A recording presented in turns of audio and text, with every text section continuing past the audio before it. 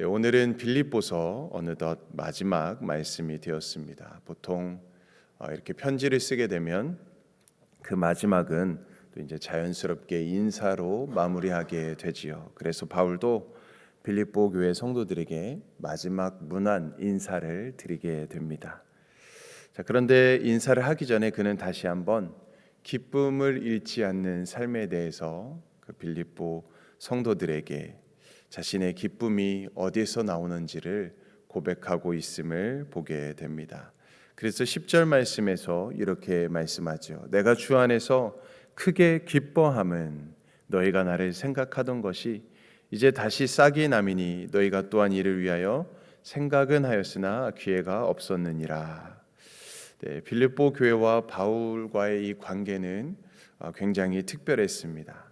빌립보 교회는 바울을 사랑했고 또 바울 역시 그들을 각별히 사랑했던 모습을 보게 됩니다. 그들은 늘 바울을 생각했지만 여러 사정 때문에 그 마음을 표현할 기회가 없었죠. 그런데 이제 그 사랑이 다시 싹을 틔우게 되었습니다. 바울은 그 마음을 받고 크게 기뻐하게 됩니다. 여기서 다시 싹이 났다라는 표현이 참 아름답습니다. 겨울이 지나면 죽은 것 같았지만 다시 새싹이 돋아나는 나무처럼 이 빌립보 교회 성도들의 사랑과 관심이 다시 아름답게 피어난 것입니다.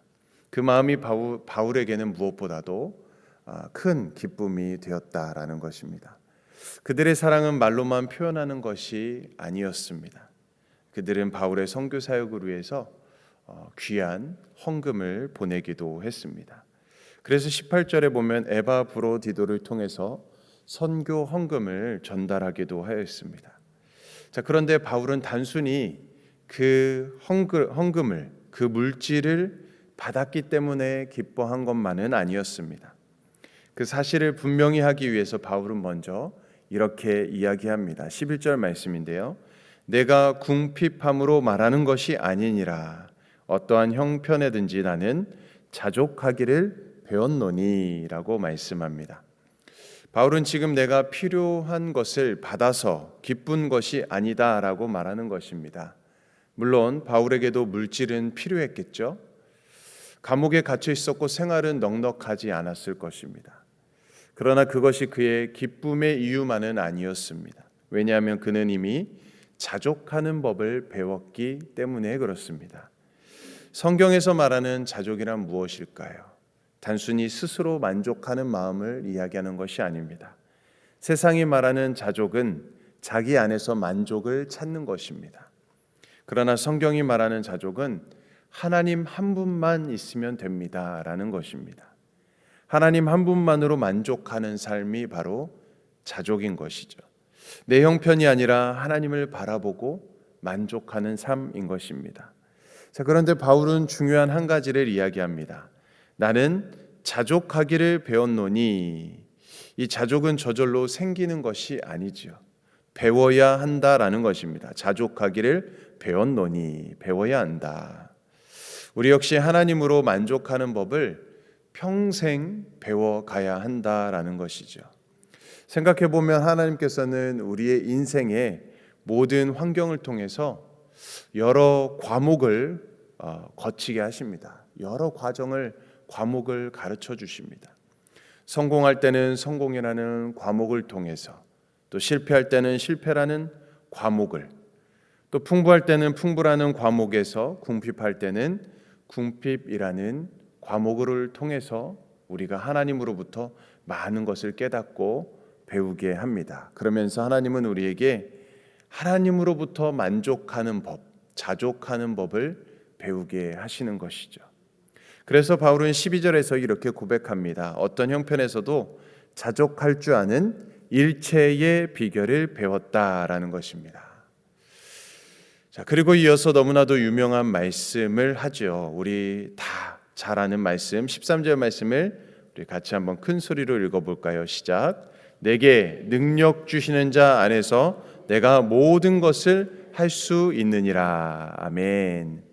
아마 어떻게 보면 우리나라 모든 성도님들이 가장 좋아하는 그런 말씀 구절 중에 하나일 것입니다. 그런데 우리는 이 말씀을 조금 더 깊이 있게 생각해 보아야 할 것입니다. 많은 사람들이 믿기만 하면 무엇이든지 다 성공할 수 있다라는 의미로 이 말씀을 오해하기도 합니다. 하지만 본문의 의미는 그것이 아닐 것입니다. 바울이 말하는 모든 것을 할 수 있다 해서 이 모든 것은 때로는 성공도 이야기하지만 실패도 이야기하는 것일 것이고, 또 풍부함도 이야기하지만 궁핍함, 건강도, 질병도, 자유도, 감옥도 모두 포함되어 있는 모든 것입니다. 그러니까 어떤 환경 속에서도 하나님 때문에 흔들리지 않는 삶, 바로 그것이 모든 것을 할 수 있다. 내게 능력 주시는 자 안에서 모든 것을 할 수 있다라는 뜻인 것이죠. 그래서 이 말씀은 이렇게 해석할 수 있을 것입니다. 내게 능력 주시는 그 주님 때문에 나는 어떤 상황에서도 흔들리지 않을 것입니다. 라는 고백인 것이죠. 이 고백은 마치 지금 말씀에서 자족하기를 배웠다. 이 자족하기를 아는 사람만이 할 수 있는 그런 고백일 것입니다. 사실 우리는 자족하는 법을 잘 모르고 살 때가 너무나 많습니다. 무엇을 얻으면 또 다른 것을 더 얻기를 원하는 삶을 살고 있지는 않은가요? 남이 가진 것이 때로는 부러울 때가 있고요. 내가 없는 것이 더 크게 보일 때도 있습니다. 그래서 아무리 채워도 만족감이 없죠. 또 반대로 어떤 사람들은 차라리 욕심을 버리고 모든 것을 비우려고 합니다. 그래서 다른 비우는 어떤 종교를 찾기도 합니다. 그러나 그것 역시 근본적인 해결은 아니지요. 채워도 만족이 없는 것처럼 비워도 사람의 마음은 쉽게 비워지지가 않습니다. 자, 그렇다면 복음은 무엇을 말하는 것일까? 복음은요, 전혀 새로운 길을 제시해 주는 것입니다. 그 비결은 은혜를 알아야 된다라는 것입니다. 은혜를 알아야 된다. 내 인생이 하나님의 은혜로 살아가고 있음을 깨닫는 것입니다. 하나님의 은혜 없이는 살아갈 수 없다라는 것을 고백하는 것이죠. 지금까지도 은혜였고 오늘도 은혜였고 앞으로도 은혜로 살아갈 존재임을 우리가 깨닫는 것입니다. 특별히 어제 상반기를 우리가 보내고 하반기를 첫째 주일을 맞이하면서 맥주 감사 주일로 우리가 함께 보냈습니다. 모든 것이 하나님의 은혜였음을 우리가 감사로 고백하는 시간이었습니다. 그래서 믿음이란 바로 은혜를 보는 눈이 열리는 것입니다. 내 삶을 하나님의 은혜로 해석하는 것이죠. 그래서 바울은 이 감옥에서도 기뻐할 수 있었다라는 것입니다. 감옥보다 하나님의 은혜가 더 크게 보였기 때문이지요. 이제 바울은 자신이 진짜 기뻐한 이유를 14절에서 이렇게 이야기합니다. 그러나 너희가 내 괴로움에 함께 참여하였으니 잘하였도다.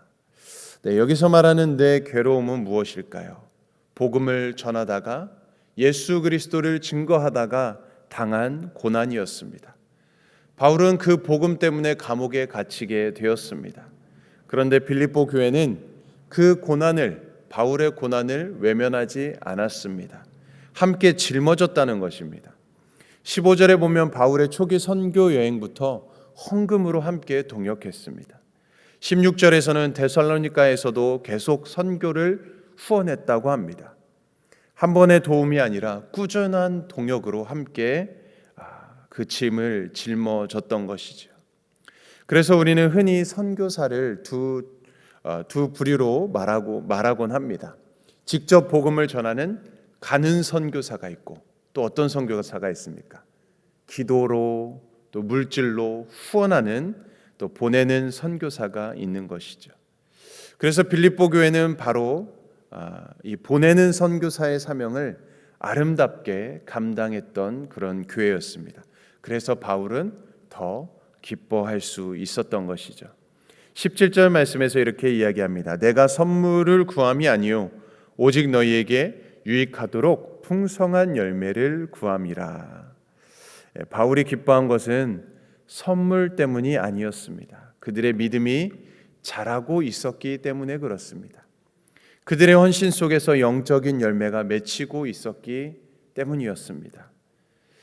사실 목회자의 가장 큰 기쁨은 무엇일까? 성도들이 하나님을 더욱 사랑하게 되는 것, 더욱더 믿음으로 성장하는 것, 기쁨으로 헌신하는 모습을 바라볼 때 아마 목회자는 가장 큰 기쁨을 얻게 될 것입니다. 가정에서도 마찬가지로 부모의 기쁨은 자녀가 건강하게 또 바르게 잘 성장하는 것과 같은 것이죠. 오늘 우리도 같은 기쁨을 품는 그런 사람들이 되어야 할 것입니다.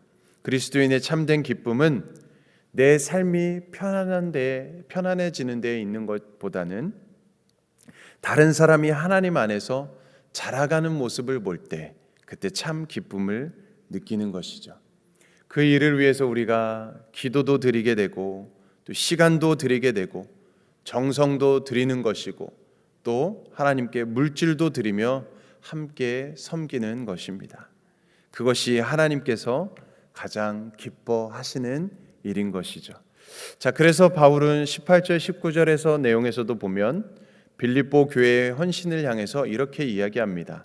그들의 헌신은 하나님께 드려지는 향기로운 제물이다. 또 하나님을 기쁘시게 하는 그런 예배였다라는 것입니다.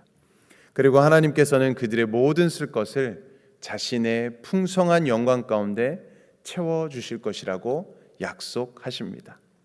이제 바울은 마지막 문안 인사를 남기며 빌립보서를 마무리하고 있습니다. 빌립보서를 마치면서 우리는 바울의 기쁨을 다시 한번 생각해 보게 됩니다.